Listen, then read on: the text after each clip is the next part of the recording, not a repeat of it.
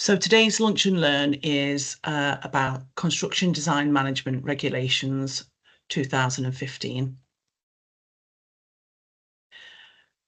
So Construction Design Management 2015 is it was an implementation of regulations to improve the planning and management of projects from the very start.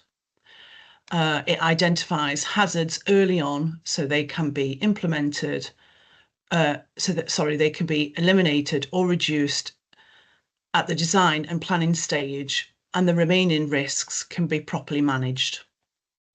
It also target efforts where they can do the most good in terms of health and safety and discourage unnecessary bureaucracy. In order to assist with the CDM regulations, it contains specific duties for those who have particular roles in projects, and in particular, the client, principal designers, principal contractors, and contractors.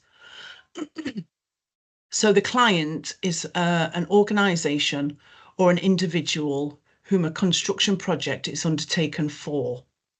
The CDM regs apply to both commercial, which is non-domestic, and domestic clients. A commercial client could be any organisation or individual responsible for the construction project, like an authority, school board, insurance company, or a private finance project. Domestic clients are people who have work carried out on their own home or the homes of a family member. That does not relate to a trade or business. So this does not include you if you're carrying out the work on your own home, so as if you were doing it yourself. The principal designer is the designer with control over the pre-construction phase plan of the project. This may also be combined with other duties such as the management of architecture. The principal designer has to be appointed in writing by the client for projects involving more than one contractor. As you can see from the presentation, it's actually there in green. You can actually download one of those from the APS website. The principal designer can be an organisation or an individual with sufficient knowledge, skills and experience to carry out the role. The designer could be an individual or an organisation that prepares or modifies a design for the construction project, including the design of temporary works such as scaffolding or structural support. Typically, designers will prepare drawings, design details and specifications, and also bills and quantities for the project. Designers include architects, structural engineers, building surveyors, landscapers, architects, interior designers, quantity surveyors, consulting engineers, and manufacturing design specialists. The principal contractor is an organisation or individual who is responsible for planning, managing, monitoring, and coordinating the construction phase for the project to ensure, as far reasonably practicable, construction work is carried out without risk to health and safety. Excuse me. A contractor is an individual of an organisation that are engaged in the project to do the construction work under the control of the principal contractor. Contractors can be engaged to conduct a range of construction work, including specialist construction work, for example, provisions of utilities and special trades like joinery, plumbing, groundworks, or electrics. So I've put up some different types of construction covered under CDM here. I'll just pick out a few and explain. So alterations would be reconfiguring layouts like moving walls, adding partitions, changing structural elements like adding beams or reinforcing foundations, upgrading fixtures or materials, or replacing windows and doors or flooring. So like modifying systems, updating plumbing or electrics and wiring. If we go for structural work, so structural work is constructing or reinforcing foundations to support building weight, building or modifying load-bearing walls or columns, erecting beams or girders that support floors or roofs, or installing and repairing roof trusses or framing. So it's reinforcing structural elements to meet updated safety or load requirements. So let's have a look. So excavations would be digging below ground. Apologies again, sorry. Are the screens supposed to be moving with you? No, that's sorry. No, still on that one, yeah. And then the bottom one, building, which would be building of new structures. Okay. Oh. So can you see the construction phase plan there on the slide? Yeah, Michelle? perfect. That's it. Thank you. Okay. So the construction phase plan. So the purpose of a construction phase plan, which under CDM, if you're having any CDM work carried out, you should have a construction phase plan. And it's to set out how health and safety risks are to be managed during the construction phase. So in particular, the purpose of the plan is to outline the health and safety arrangements for construction phase, site rules, and the risks that are identified, or either eliminated, or if not possible, how they will be managed throughout the project from the start to finish, and then the maintenance and management of the work's life. So the construction phase plan is developed on behalf of the client by the principal contractor, or if a single contractor projects, the contractor and the client must be drawn up before the construction phase commences. So that will be, if it's a single contractor, the contractor and the client must draw it up before the plan commences. The plan is the foundation of which the health and safety and management of the construction work is based.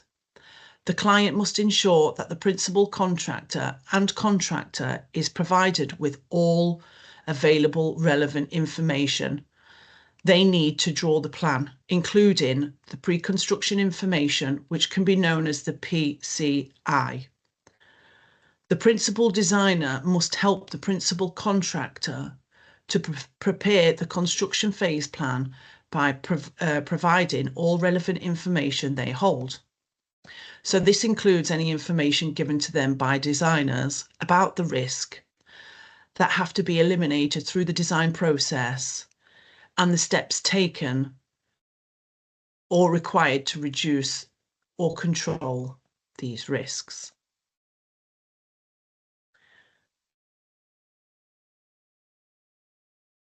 So key information to consider when construction work is being carried out as a client of the project. So to meet health and safety requirements under CDM regulations, you have to consider roles and responsibilities. So ensure all duty holders, like the client, the designers and the contractors, understand CDM responsibilities, with clients providing clear resources and capable duty holders. Risk assessments and planning, so identifying hazards early, for example, heights, hazardous materials, and use safe design alternatives. So when complying the PCI pre-construction information on site, you have to identify those site-specific risks.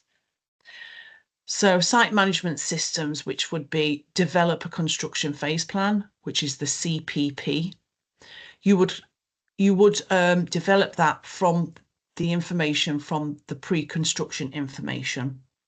So the CPP would be detailing health and safety measures and maintain a health and safety file for future reference. Competence and training. So ensure all parties are trained in hazard awareness and safe practices. You have to consider welfare facilities. So providing necessary facilities like toilets, rest areas, and water from project start. When we talk about water, it needs to be either fresh running water or bottled or a water dispenser. So communication, maintain clear, regular communication to coordinate hazard management. Monitoring and review. We have to monitor safety compliance and adjust the construction phase plan as needed. The construction phase plan may need to be amended throughout the project. That can be a normal occurrence. Emergency preparedness. So establish an emergency response plan covering excavations and accidents. Maintain standards, so ensure equipment and protective gear meet safety standards and undergo regular checks. Make sure those checks are logged. So by following these steps, you'll ensure a safer construction environment and be compliant with CDM regulations. Just talking about the previous slide, health and safety file needs to be complied. When I say file, often the health and safety file can be created on an electronic system. You will see a health and safety folder on site. Information from that folder may be necessary to put into the health and safety file throughout or at the end of the project. So the contents of the health and safety file will vary depending on the type of structure and the future health and safety risks that will have to be managed. Typical information which may be put in the health and safety file will include, so a brief description of the works carried out, any hazards that have not been eliminated through the design and construction process, and how they have been addressed, for example, surveyors or other information concerning asbestos or contaminated land. Key structural principles, for example, bracing sources or sustainable stored energy, including pre or post tension members, and safe working loads for floors and roofs. So just to consider that. So if there is air conditioning units on the top of a building and they need to be maintained, there needs to be consideration. If you're adapting that roof, there needs to be access, or at least a plan in place for access externally, if not internally.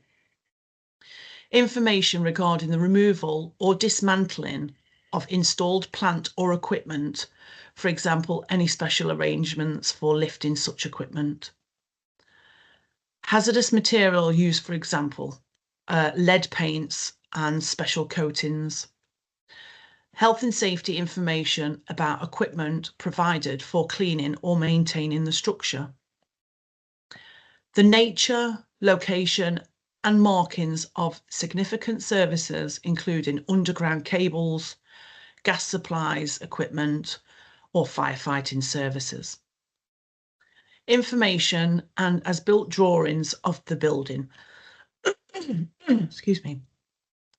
Its plant and equipment, for example, the means of safe access to and from service voids and fire doors. So considering the new Building Safety Act, which came in off the back of Grenfell fire, all parties, which is the client, the principal designers, the principal contractor, and the contractor, they must all parties at the design stage through to the handover must ensure that all information about the building is easily accessible to the users of the building. So have we, that's the end of the session. I hope you enjoyed that. It's a lot of information to take in.